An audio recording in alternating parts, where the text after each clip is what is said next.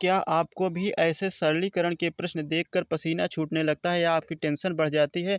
तो आज की वीडियो हम लोग ऐसे सरलीकरण के प्रश्नों को एकदम चुटकियों में हल करना सीखने वाले हैं और बोर्डमास नियम को बेहतरीन तरीके से समझने वाले हैं। तो आप लोग वीडियो में लास्ट तक बने रहिएगा और वीडियो में आए हैं तो लास्ट तक ज़रूर देख कर जाइएगा ताकि आपको कुछ सीखने का ज़रूर मिले। और अपने सभी साथियों तक शेयर ज़रूर कर दीजिएगा और पहली बार वीडियो देख रहे हैं तो चैनल को सब्सक्राइब कर लीजिएगा ताकि ऐसे ही अच्छे से वीडियो आप तक पहुंचता रहे। चलिए इन प्रश्नों को हल कैसे करेंगे, यहाँ पर आपको बोर्ड मास के जो है 4 प्रश्न दिए गए हैं, मतलब सरलीकरण के 4 प्रश्न दिए गए हैं जो कि बोर्डमास का नियम से संबंधित हैं।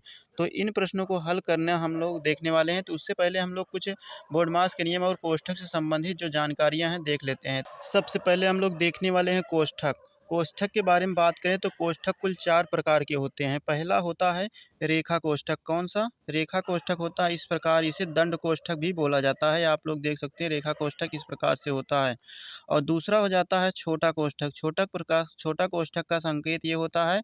और तीसरा आ जाता है आपका मझला कोष्ठक, फिर उसके बाद आ जाता है चौथा बड़ा कोष्ठक। तो ये 4 प्रकार के कोष्ठक होते हैं, तो इन सभी को आप लोग याद रखेंगे। लोग आ जाते हैं बोर्डमास नियम पर। बोर्डमास नियम में आपको बोर्डमास शब्द जो दिख रहा है इसमें कुल कितने लेटर हैं? तो कुल 6 लेटर हैं। 6 लेटर का जो है अपना अलग-अलग मतलब है और इनका क्रम से ही मतलब है। जिस क्रम से हैं इसी क्रम से इन सबके जो है कुल 6 शब्द बनते हैं इन सभी 6 अक्षरों से। तो पहला अक्षर है बी, बी से बनता है ब्रैकेट अर्थात कोष्ठक। तो यहाँ पर सबसे पहले अक्षर आया है बी। बी का मतलब होता है कोष्ठक। तो सरलीकरण का जो प्रश्न होगा उसमें जब हम लोग हल करना शुरू करेंगे सबसे पहले कोष्ठक को हल करते हैं। उसके बाद आता है ओ। ओ मीन्स होता है आप। आप का मतलब का होता है। तो कोष्ठक के बाद का को हल करेंगे। फिर आता है डी अर्थात डिवीजन, इसका मतलब होता है भाग। तो पहले कोष्ठक को फिर का को तोड़ेंगे, फिर भाग को हल करेंगे। उसके बाद आता है मल्टीप्लिकेशन अर्थात गुणा। उसके बाद हम लोग गुणा करते हैं। फिर आता है ए अर्थात जोड़। तो उसके बाद जोड़ करते हैं। फिर यस आता है अर्थात सब्सट्रैक्शन मीन्स घटाना। तो ये क्रम होता है बोर्डमास को है जो है हल करने के, सरलीकरण के सवाल को हल करने का ये तरीका होता है बोर्डमास। सबसे पहले ब्रैकेट को हल करेंगे, फिर का को तोड़ते हैं, फिर भाग करते हैं, फिर गुणा करते हैं, फिर जोड़, फिर घटाना। तो ये सब नियम आपको अगर याद हो जाएगा तब हम लोग आ जाते हैं सरलीकरण के प्रश्न पर। पहला प्रश्न आपकी स्क्रीन पर है तो चलिए हम लोग इसको हल करते हैं। यहाँ पर दिया गया है 18 माइनस बड़ा कोष्ठक 4 प्लस मझला कोष्ठक 16 माइनस 18 माइनस 5 ये है आपको। तो सबसे पहले हम लोगों को हल क्या करना है, सबसे पहले छोटा कोष्ठक को तोड़ेंगे। तो पहले हम लिख लेंगे 18 माइनस बड़ा कोष्ठक 4 प्लस फिर मझला कोष्ठक है तो मझला कोष्ठक बनाएंगे 16 माइनस, अब 18 में से 5 निकल जाए कितना बचेगा? तो 18 में से 5 घटता है तो बचता है यहाँ पे 13। अभी आपका छोटा कोष्ठक खत्म हो गया, मझला कोष्ठक और बड़ा कोष्ठक बचेगा। अब इसके बाद फिर आएंगे तब मझला कोष्ठक को तोड़ते हैं। तो 18 माइनस 4 यहाँ पर थे, 4 को लिख लेंगे फिर प्लस का चिन्ह है। तो मझला कोष्ठक के अंदर है 16 माइनस 13, तो 16 में से 13 निकल जाएंगे तो कितना बचेगा? 3 बचेगा। तो यहाँ पर मझला कोष्ठक भी आपका समाप्त हो गया, अब बचा है केवल बड़ा कोष्ठक। तो बड़ा कोष्ठक के अंदर है 4 प्लस 3, तो 4 और 3 कितना हो जाएगा? 7 हो जाएगा। अर्थात 18 माइनस यहाँ क्या बचेगा? 7। अब 18 में से 7 निकल जाएगा तो कितना बचेगा? तो यहाँ पर 11। तो आपका जो है पहला प्रश्न बोर्ड मास का हल हो चुका है, इसका आंसर आ गया है 11।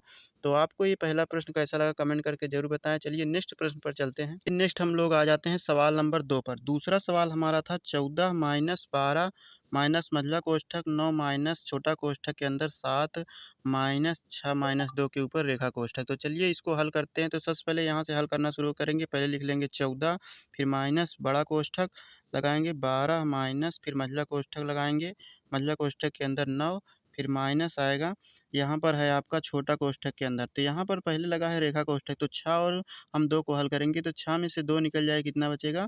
6 में से 2 निकल गया तो यहाँ बचेगा -4। अगर ये आपका जो है ऊपर रेखा कोष्ठक ना होता तो ये क्या होता? -6 और -2 जुड़ता, लेकिन ये रेखा कोष्ठक लग कर क्या कर रहा है? 6 में से 2 को हमें घटाना पड़ेगा। तो चलिए अब आ जाते हैं नीचे, आगे बढ़ाते हैं। तो 14 में से अब इसको हल लिख लेंगे हम लोग। अब तोड़ेंगे किसको? रेखा कोष्ठक टूट चुका है, अब हम लोग तोड़ेंगे छोटे कोष्ठक को। तो 7 में से 4 निकल जाए कितना बचेगा? 7 में से 4 निकल गया तो कितना बचेगा? यहाँ पर आ जाएगा 3 और ये पहले से यहाँ माइनस है तो 3 हो गया माइनस में, और ये मझला कोष्ठक लगाएंगे फिर बड़ा कोष्ठक। अब चलिए आगे लिखते हैं 14 माइनस बड़े कोष्ठक माइनस, अब मझला कोष्ठक के अंदर की चीज़ें हल करेंगे। तो 9 में से 3 निकल गया तो कितना बचेगा? 6, और यहाँ पर माइनस का चिन्ह है तो ये 6 हो गया 12 माइनस 6।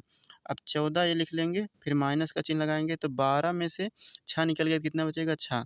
अब यहाँ पर बच गया 14 माइनस 6, 14 में से 6 चला जाएगा, कितना बचेगा 8। तो ये हो गया आंसर इसका दूसरे सवाल का। तो इस प्रकार से हम लोग बोर्ड मास के प्रश्नों को आसानी से हल करेंगे बोर्ड मास के रूल के अनुसार। तो सरलीकरण आसान हो जाएगा आप लोग अगर बोर्ड मास को याद रखेंगे, अर्थात पहले ब्रैकेट को हल करेंगे, फिर का को हल करेंगे, फिर भाग करेंगे, फिर गुणा करेंगे, फिर योग, फिर घटाना करेंगे। चलिए आ जाते हैं हम लोग तीसरे प्रश्न पर, नेक्स्ट क्वेश्चन पर आ जाते हैं। तीसरा प्रश्न आपकी स्क्रीन पर है, तो चलिए इसको हल करेंगे। सबसे पहले हम लोग छोटे कोष्ठक को तोड़ेंगे, तो अंदर से हल करते हुए आएंगे। पहले हम इसको लिख लेते हैं -12, फिर प्लस कोष्ठक के अंदर -6 भागे 2, फिर माइनस करेंगे, फिर ये बड़े कोष्ठक लिखेंगे, अंदर है -5 गुणे -4 कोष्ठक के अंदर, फिर माइनस, फिर मझला कोष्ठक लगाएंगे 2 माइनस। अब छोटे कोष्ठक को हल करेंगे तो 3 में से हमको -5 करना है, तो -5 में से 3 घटाएंगे तो यहाँ पर -2 बचेगा। क्या बचेगा? -2, फिर मझला कोष्ठक लगाएंगे, फिर बड़ा कोष्ठक। चलिए अब आ जाते हैं यहाँ पे, हम लोग फिर से शुरू करते हैं। तो -12 को लिख लेंगे, फिर प्लस -6 को लिख लेंगे, फिर यहाँ पर भाग का चिन्ह है, उसके बाद 2 है, फिर माइनस बड़ा कोष्ठक। अब इसके बाद क्या करेंगे, -5 है तो -5 ही रहेगा, गुणे -4, फिर आ जाएगा यहाँ पे मझला कोष्ठक के अंदर आएंगे 2। अब ये माइनस माइनस क्या हो जाएगा, प्लस हो जाएगा, तो 2 प्लस 2, फिर मझला कोष्ठक लगाएंगे, फिर बड़ा कोष्ठक। अब इसके बाद हम लोग करेंगे -12 प्लस -6 भागे 2, माइनस कोष्ठक के अंदर आ जाएंगे -5 गुणे -4। अब हम लोग मझले कोष्ठक के अंदर को हल करेंगे तो ये 2 और 2 हो जाएगा 4, फिर यहाँ पर माइनस का चिन्ह है तो यहाँ -4 ये हो गया। अभी मझला कोष्ठक खत्म, बचा बड़ा कोष्ठक। अब इसको हम लोग हल करेंगे तो यहाँ -12 है, फिर प्लस -6 भागे 2। अब हम लोग बड़े कोष्ठक के अंदर यहाँ पर देखेंगे क्या होगा। अब पहले हम लोग यहाँ पर क्या करेंगे, गुणा करेंगे।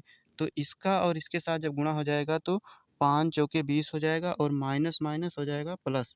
तो माइनस माइनस प्लस हो गया, और 5 चौके 20, तो 20 माइनस क्या हो जाएगा यहाँ पे 4 हो गया। अभी आ गया बड़े कोष्ठक के अंदर 20 माइनस 4। तो चलिए हम लोग आगे हल करते हैं। तो -12 प्लस -6 भागे 2, फिर माइनस कोष्ठक के अंदर क्या, अब ये बड़ा वाला कोष्ठक भी खत्म हो जाएगा, तो क्या बचा यहाँ पे 20 में से 4 निकल जाएंगे, कितना बचेगा 16। तो यहाँ पर आ गया, क्या आया, -16 आ गया। तो ये हो गया -16। अब यहाँ पर देखिए, अब हमारा कोष्ठक वाला काम खत्म हो गया है। तो यहाँ पर देखिए, अब ये माइनस को हम लोग हटाएंगे तो इसको -12 ये हो जाएगा, और ये प्लस माइनस क्या हो जाएगा, -6 हो जाएगा, और यहाँ पर है भाग का चिन्ह बटे, फिर माइनस है 16। तो अब सबसे पहले हम लोग इसमें क्या करते हैं, भाग करेंगे। तो 2 से भाग करेंगे 6 में तो ये कितना हो जाएगा, 3 हो जाएगा।